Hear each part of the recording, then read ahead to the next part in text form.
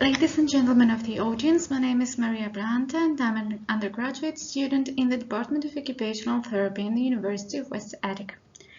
I would like to thank the organizing committee for giving us the chance to present our study, Occupational Therapy and Assistive Technology Innovations in Inclusive Education. The study was conducted under the supervision of Assistant Professor Christina Athanasopoulou.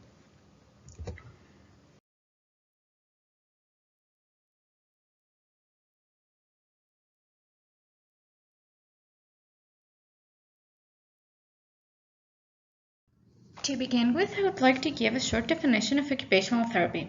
According to the World Federation of Occupational Therapists, occupational therapy is a health and caring science which promotes health and well-being through daily occupations.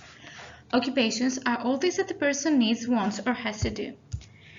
Assistive technology, on the other hand, is defined as any object, equipment, or system that is used to increase, maintain, or enhance the functional abilities of people with disabilities. While providing assistive technology services, occupational therapists assess the client's needs and skills, suggest the appropriate device, and train the client to optimally use and maintain the device. School-based occupational therapy, as well as assistive technology, enable the participation of students with disabilities into mainstream schools, while promoting their health and well-being.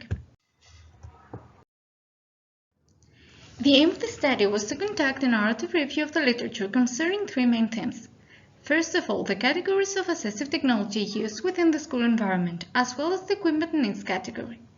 Secondly, the diagnosis of students who used assistive technology within the school environment, as well as the implementation of assistive technology. And last, the role of occupational therapists in providing assistive technology within the school environment. This study is important because it summarizes the most recent evidence on the use of assistive technology in the education of students with disabilities. Also, it provides new insights into the roles of professionals in an interdisciplinary team. As far as the methodology is concerned, we performed a narrative literature review on May 1, 2021, updated on October 31, 2021, and again on August 18, 2022. We searched 3 databases and 4 occupational therapy journals. The articles had to meet several inclusion criteria. First of all, they had to be published between January 1, 2017, May 1, 2021 for the first search, October 31, 2021 for the second, and August 18, 2022 for the last updated search. They had to be published in a scientific journal. They had to be original researches, literature reviews, and meta-analysis. They had to be written in English, and they had to focus on the use of assistive technology within the school environment by students of primary and secondary education. A total of 36 articles were included in the study. The table on this slide presents a number of studies included for each of the research questions. As you can see in the table, there are 11 articles for the first question, 14 for the second one, and 11 for the third one.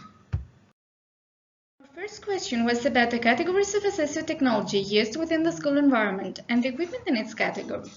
11 articles classify the equipment into broad categories. First of all, high-tech devices are mentioned by 11 articles. High technology is an advanced form of technology which is produced with the most modern methods and materials. The equipment mentioned in our study were computers, tablets, or smartphones, adaptations on mice, keyboards, or screens, hearing aids, visual alarm devices, speech-generating devices, and text-to-speech software, as well as talking watches. On the other hand, low-tech devices were mentioned by 4 articles. Low technology is produced without involving the most modern technology. The equipment mentioned in our study were magnifying glasses, adapted writing and measuring tools, calculators, seating adaptations, and communication boards, picture books, and picture exchange communication systems. Our second question was about the diagnosis of students who used assistive technology within the school environment and the implementation of assistive technology. There are 14 articles that mention a total of 7 diagnoses. The diagnoses were learning disabilities, developmental disabilities, vision impairment, physical disabilities, hearing impairment, intellectual disability, and students of typical and atypical development. Assistive technology was used for the enhancement of academic skills in all diagnoses. Other goals of assistive technology use were emotion regulation, communication, and functionality. High-tech devices were the preferred assistive technology equipment. Specific or educational software was provided by these devices.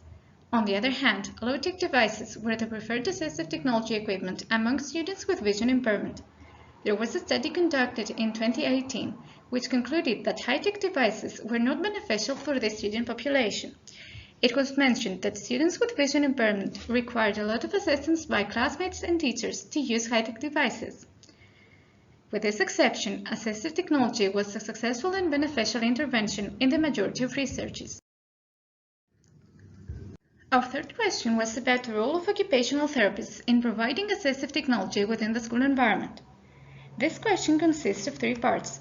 First of all, we examined the diagnosis of students who use assistive technology by occupational therapists within the school environment. This was mentioned in 5 articles. On the graph on this slide, you may see the 8 diagnoses that received assistive technology interventions by occupational therapists. These diagnoses were physical disabilities, vision impairment, metabolic disorders, genetic syndromes, intellectual disability, hearing impairment, behavioral disorders, and learning disabilities. Second, we identified 8 roles of occupational therapists in providing assistive technology within the school environment. Those roles were training students to use the device, assessment and selection of the appropriate device, intervention using assistive technology, training and counseling educators and health professionals, family counseling, design of an assistive technology application for smartphones, training students in using assistive technology during activities of daily living within the school environment, and advocacy. Third, we examined factors that enabled or disabled the occupational therapist's role. The enabling factors were effective collaboration with the professional team, expertise, and collaboration with the student's family. On the contrary, lack of collaboration, as well as lack of financial and material support, had a negative impact on the role of occupational therapists. Moving on to the discussion, we found that portable devices such as tablets or smartphones were widely used as assistive technology within the school environment. These devices are found to be affordable, socially acceptable, and widely used. They also provide access to a wide range of apps that can be used as assistive technology. Also, students with learning disabilities were the most common recipients of assistive technology within the school environment. This can be justified by the high prevalence of learning disabilities among school-age children. Those children mostly attend mainstream schools and do not require special education. Also, it is found that assistive technology-based interventions are more effective than traditional methods in enhancing their academic performance. The main objective of assistive technology was the enhancement of academic skills. This is very important because it promotes inclusive education. However, students with autism received assistive technology in order to improve their social skills and emotion regulation.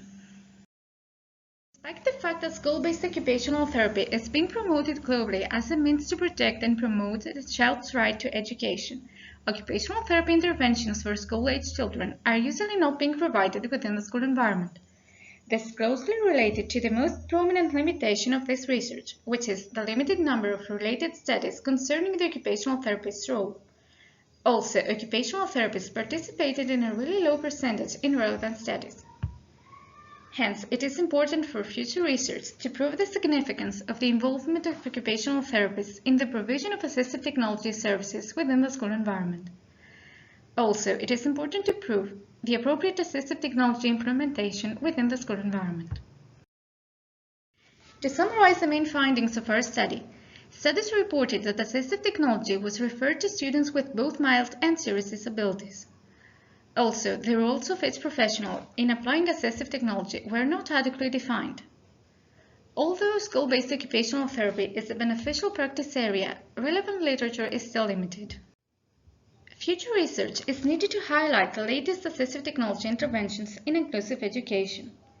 Given the significance of assistive technology in inclusive education, it is needed to prove the most beneficial methods of its implementation in order to provide an optimal teaching experience to students with disabilities. On this slide, you may see the references that were used to make this presentation. I would like to thank you for watching this presentation. We hope you found our study interesting. We would be glad to receive your comments on the following email.